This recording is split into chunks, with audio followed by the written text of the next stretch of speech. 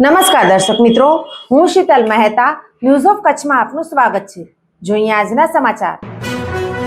ગાંધી શિલ્પ બજાર હસ્તકલાનું પ્રદર્શન સહ વેચાણ તારીખ 1 થી 7 ડિસેમ્બર દરમિયાન સવારે 11 થી રાત્રે 8 વાગ્યા સુધી રાજસ્થાન, બંગાળ, કચ્છ, બિહાર, યુપી વગેરેથી આવેલ કારીગરોએ બનાવેલ વસ્તુઓ ખરીદવા પધારો। ગાંધી શિલ્પ બજાર, ભુજ હાટ।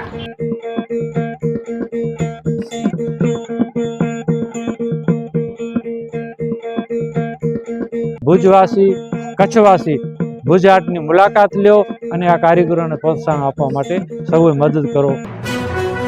હવે તલાટીઓને ગ્રામ્ય સ્તરે શ્વાન ભગાડવાની જવાબદારી અપાશે। કોર્ટના દિશા નિર્દેશો બાદ રાજ્યના ગ્રામ વિકાસ વિભાગે રખડતા શ્વાનોના આતંકને ડામવા માટે કમર કસી છે।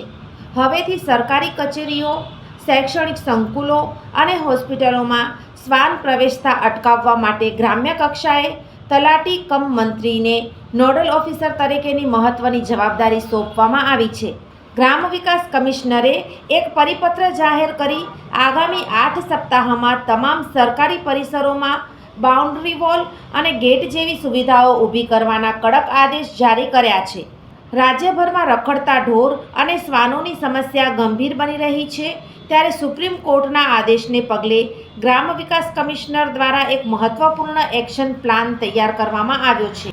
આ આદેશ અન્વયે હવે સરકારી કચેરીઓ અને જાહેર સ્થળોએ શ્વાનોનો પ્રવેશ નિષેધ કરવા માટે વહીવટી તંત્રને સમયબદ્ધ કામગીરી સોંપવામાં આવી છે। નવા આદેશ મુજબ ગામડાથી લઈને જિલ્લા કક્ષા સુધી ચોક્કસ અધિકારીઓને નોડલ ઓફિસર તરીકે નિયુક્ત કરવામાં આવ્યા છે, જેમને આ કામગીરીની દેખરેખ રાખવાની રહેશે।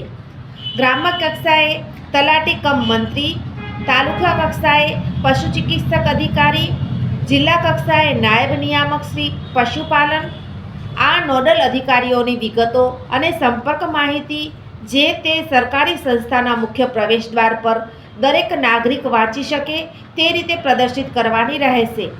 જિલ્લા વિકાસ અધિકારી દ્વારા આ અધિકારીઓની નિમણૂક અંગેના સત્તાવાર હુકમો કરવામાં આવશે।